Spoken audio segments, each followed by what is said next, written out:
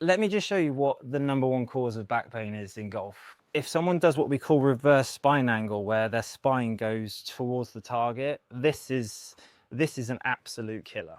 This position here, I see it a lot because what happens is it's too easy to pick the club up this way, to feel like you need to pick the club up.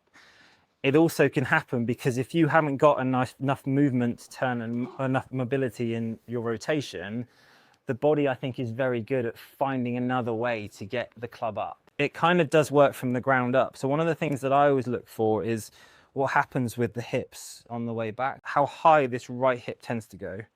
Because when people do when they're working on weight shift is they get too much of this happen where the right hip sways off and goes high. And now sadly what happens with the upper body, it starts going towards the target. That's the equivalent of trying to throw a ball by doing this. This looks really strange. And what happens from here is you then do the opposite and go back again to then throw. What good golfers do is they actually load really well onto this right side.